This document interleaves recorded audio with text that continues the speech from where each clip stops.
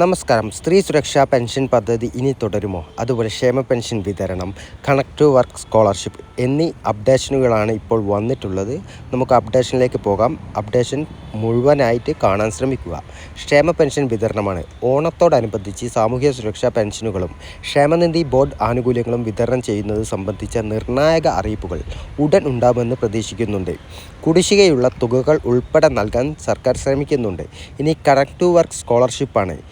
ഈ പദ്ധതി തുടരുമെന്നും ഇതിനായി ഫണ്ട് നീക്കി വെച്ചിട്ടുണ്ടെന്നും സർക്കാർ ഇപ്പോൾ പറയുന്നുണ്ട്. അന്തിമ ഉത്തരവുകൾ വരാനുള്ളതിനാൽ വിതരണത്തിൽ ചെറിയ കാലതാമസം ഉണ്ടായേക്കാം. ഇനി എല്ലാ സ്ത്രീകളും കാത്തിരിക്കുന്ന സ്ത്രീ സുരക്ഷാ പെൻഷൻ പദ്ധതി ഇനി തുടരുമോ അതോ നിർത്തലാക്കിയോ എന്നുള്ളൊരു സംശയമാണ്. ഈ പദ്ധതി നിലവിൽ താൽക്കാലികമായി നിർത്തിവച്ചിരിക്കുകയാണ്. ഇതിന് പകരം പ്രിയദർശിനി സൗജന്യ യാത്രാ പദ്ധതിയാണ് ഇപ്പോൾ നടപ്പിലാക്കുന്നത്. ഇനി റേഷൻ സപ്ലൈകോ എന്നുള്ള അപ്ഡേഷൻ. സപ്ലൈകോ വഴി സബ്സിഡി നിരക്കിലുള്ള സാധനങ്ങൾ വാങ്ങാനുള്ള സൗകര്യം റേഷൻ കാർഡ് ഉടമകൾ പ്രയോജനപ്പെടുത്തണം. കൂടാതെ അത്തം, ഉത്രാടം, തിരുവോണം എന്നീ പേരുകളിൽ 3 തരം ഓണക്കിറ്റുകൾ ഇപ്പോൾ സപ്ലൈകോ വഴി ലഭ്യമാണ്. അപ്പോൾ ആവശ്യമുള്ളവർ ഈ കിറ്റുകൾ വാങ്ങുക സപ്ലൈകോയിൽ നിന്ന്.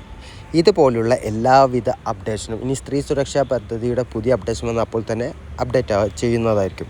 അപ്പോൾ ഈ അപ്ഡേഷനൊക്കെ മുടങ്ങാതെ ലഭിക്കാൻ ചാനലൊന്ന് സബ്സ്ക്രൈബ് ചെയ്യുക. കൂടാതെ വീഡിയോ ലൈക്ക് ചെയ്യുക. നിങ്ങളുടെ അഭിപ്രായം കമൻറ്റായി രേഖപ്പെടുത്തുക. ഹൈപ്പ് ചെയ്ത് സപ്പോർട്ട് ചെയ്യുക.